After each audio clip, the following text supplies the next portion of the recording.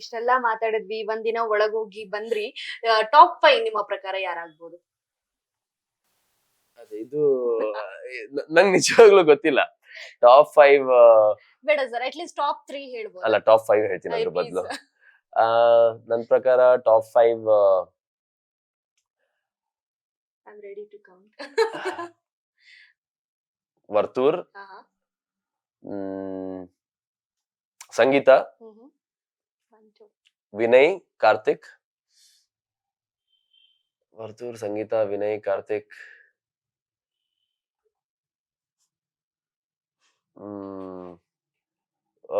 ಇರಿ ಹೇಳ್ತೀನಿ. ಇನ್ನೊಂದ್ ಹೆಸರು Varthur, Sangeetha, Vinay, Karthik, Prathap. Top 5. Wow, nice nice. ನಿಮ್ಮ ಪ್ರಕಾರ ಟಾಪ್ 5 ಇಷ್ಟು ಜನ, ಅದರಲ್ಲಿ ಸಂಗೀತ ಕೂಡ ಇರ್ತಾರೆ. ಅಂಡ್ ಡಿಸರ್ವಿಂಗ್ ಕೂಡ ಟಾಪ್ 5 ಅಲ್ಲಿ ಇರೋದಕ್ಕೆ ಇಷ್ಟು ಜನ. ಅಂದ್ರೆ ನಾನು ನೋಡಿರೋಷ್ಟು, ಅವ್ರ ಆಟನ ನಾನು ನೋಡಿರೋಷ್ಟು, ನನ್ ಪ್ರಕಾರ ಅದನ್ನೇ ಕಂಟಿನ್ಯೂ ಮಾಡಿದ್ರೆ ಅಂಡ್ ಈ ಬದಲಾವಣೆಗಳ ಏನ್ ನೋಡ್ತಾ ಇದೀವಿ ನಾವು ಲಾಸ್ಟ್ ಕೊನೆಯ 2-3 ದಿವಸಗಳಿಂದ, ಅದು ಕಂಟಿನ್ಯೂ ಆದ್ರೆ ಖಂಡಿತವಾಗ್ಲೂ ಇಷ್ಟು 5 ಜನ ಖಂಡಿತವಾಗ್ಲೂ ಟಾಪ್ 5 ಅಲ್ಲಿ ಇರ್ತಾರೆ. ಸರ್, ಆಚೆ ನೋಡಿ ಮತ್ತೆ ಒಳಗ್ ಹೋಗಿ ನೋಡಿದಾಗ ಈ ಸಲ ಟ್ರೋಫಿ ಯಾರ ಕೈಲಿ ಇರ್ಬೋದು?